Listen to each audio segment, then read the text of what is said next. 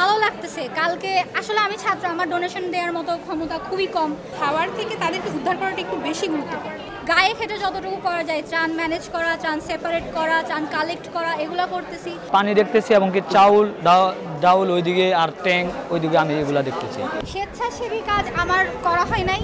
আমি নিজের জায়গা থেকে পশু পাখির জন্য কাজ করছি। এবং ছোট বাচ্চা সহ আমরা দেখতেছি সেখানে গর্ভবতী মহিলা সহ খুবই বাজে অবস্থা। তো আমি কালকে সকাল থেকে আজকে সকাল থেকে ত্রাণের কাজই করতেছি।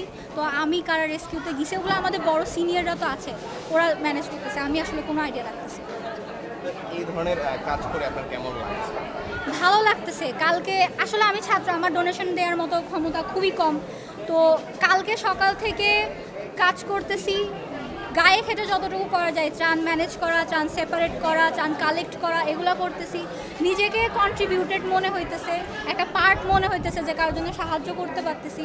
এটা অনেক শান্তির একটা জিনিস। টাকা পয়সা ডোনেট করেও এত শান্তি হয়তো পাওয়া পসিবল হবে না, যেটা এখানে পাইতেছি। এর আগে এই ধরনের স্বেচ্ছাসেবী কাজ করেছেন?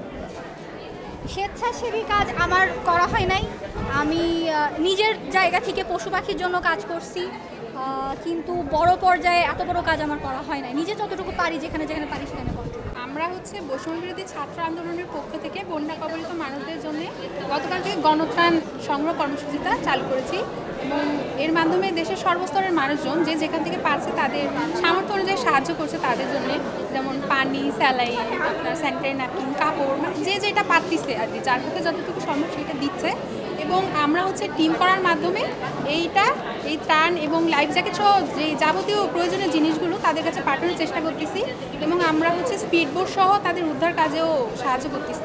এবং একজন স্বেচ্ছাসেবী হিসেবে আমি এখানে গণত্রাণ কর্মসূচির যে ত্রাণগুলো আসতেছে সেগুলো আনা নেওয়া এবং এগুলোর যে হিসাব রাখা, এইটার দায়িত্ব পালন করছি। আচ্ছা, আমরা যেটা বলবো যে এখন তাদের খাওয়ার থেকে তাদেরকে উদ্ধার করাটা একটু বেশি গুরুত্বপূর্ণ। কারণ না খেয়ে আমি 2 বেলা একটু থাকতে পারলেও পানির ভিতরে আসলে আমার কিন্তু সার্ভাইভ করা সম্ভব না। এবং ছোট বাচ্চা সহ আমরা দেখতেছি সেখানে গর্ভবতী মহিলা সহ খুবই বাজে অবস্থা। তো আমরা বলবো তাদের উদ্ধারের জন্যে যাদের সামর্থ্য আছে তারা যদি অর্থ সহায়তা এবং যে স্পিড বোটগুলো এইগুলো যদি ব্যবস্থা করতে পারেন, এবং লাইফ জ্যাকেট এটা খুবই কমতি, যদিও সবাই দিচ্ছেন, কিন্তু তারপরে বলবো যে লাইফ জ্যাকেট, তারপরে স্যানিটারি ন্যাপকিন, তারপরে আপনার ছোট বাচ্চাদের জামা কাপড়, এই বিষয়গুলো যদি মানুষজন একটু বেশি সাহায্য করে তাহলে আমাদের বাকি সব কিছু মোটামুটি ভালোই সবাই দিচ্ছেন।